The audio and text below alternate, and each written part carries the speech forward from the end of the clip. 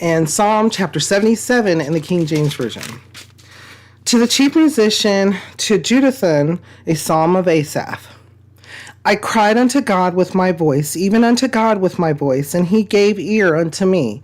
In the day of my trouble I sought the Lord. My soul ran in the night, and ceased not. My soul refused to be comforted. I remembered God, and was troubled. I complained, and my spirit was overwhelmed. Selah. Thou holdest mine eyes waking. I am so troubled that I cannot speak. I have considered the days of old, the years of ancient times. I call to remembrance my song in the night. I commune with mine own heart, and my spirit made diligent search. Will the Lord cast off forever, and will he be favorable no more? Is his mercy clean gone forever?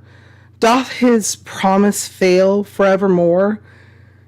Hath God forgotten to be gracious? Hath he in anger shut up his tender mercies? Selah. And I said, this is my infirmity, but I will remember the years of the right hand of the Most High. I will remember the works of the Lord. Surely I will remember thy wonders of old. I will meditate also of all thy work, and talk of thy doings. Thy way, O God, is in the sanctuary. Who is so great a God as our God? Thou art the God that doest wonders. Thou hast declared thy strength among the people. Thou hast with thine arm redeemed thy people, the sons of Jacob and Joseph. Selah. The waters saw thee, O God, the waters saw thee. They were afraid. The depths also were troubled. The clouds poured out water. The sky sent out a sound. Thine arrows also went abroad. The voice of thy thunder was in the heaven. The lightnings lightened the world. The earth trembled and shook. Thy way is in the sea, and thy path in the great waters, and thy footsteps are not known. Thou leddest thy people like a flock by the hand of Moses and Aaron. So there's a lot in this chapter, and this is a somewhat popular chapter because it talks about how Asaph is talking about the griefs and the troubles, even trouble sleeping, even trouble with things that are going on, keeping him at an unease, like an uneasiness because of things that are going on. And knowing that there may be a reason, but also then knowing who his hope is, telling, like it says, to Jeduthun, telling people, telling us, bringing past to present, that there's hope, that not only is there hope, but there's already a plan in place to bring us to him. So listen to this. I remember, okay, so it says in verse 2, in the day of my trouble I sought the Lord. My soul ran in the night and ceased not. My soul refused to be comforted. So thinking about this, what are things in our life? What are things in your life that has kept you up at night?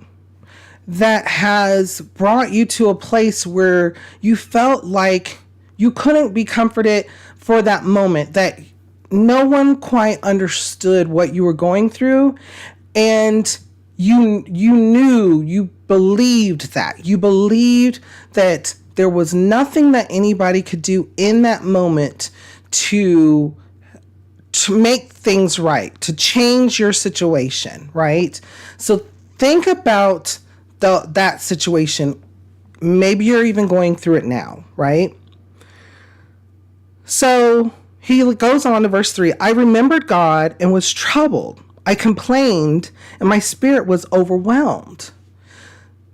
So thinking about these things that are going on to him, he broke down even more so. And that, again, that is okay. Remember, crying, mourning, all of that is biblical. It is okay to do. Now, when we go through those things, understand that you do have a comforter that's here even presently right now.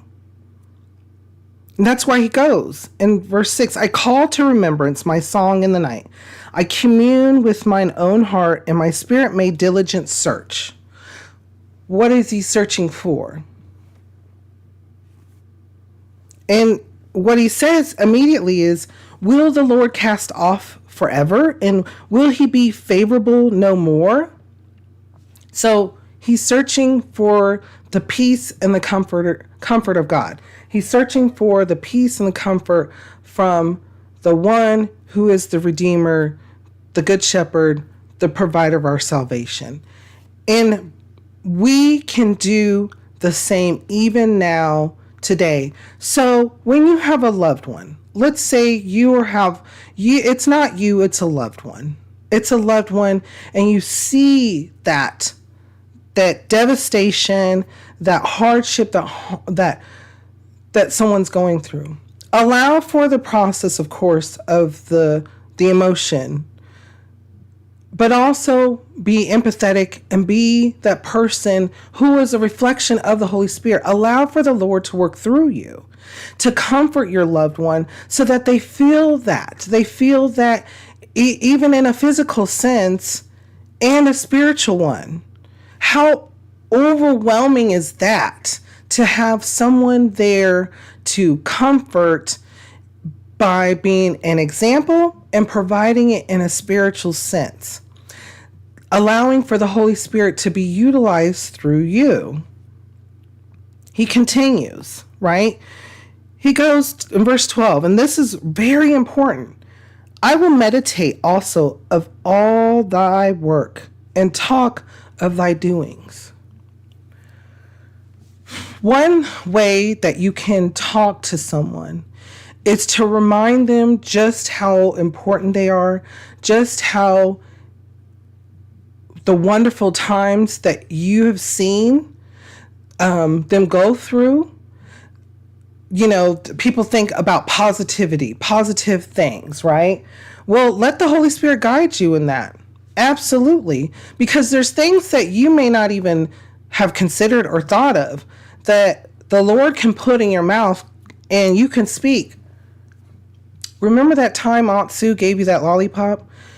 You didn't think nothing of it. You were like, Aunt Sue just gives you a lollipop every time.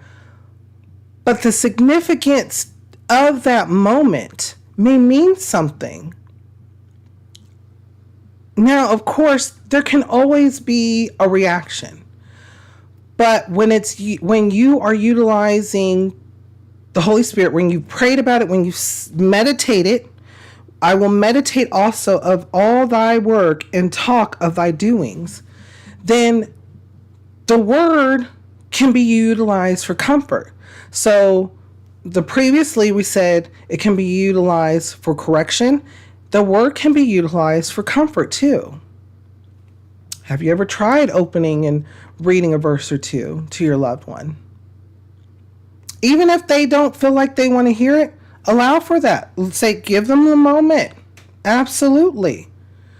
But when it's time to come back, when it's time to continue to move forward in our journey, the Lord and his holy word is ready and willing and waiting. Before we go on, though, what kind of thoughts or feelings come to your mind when we read over this? How does it make you feel and what does it make you think?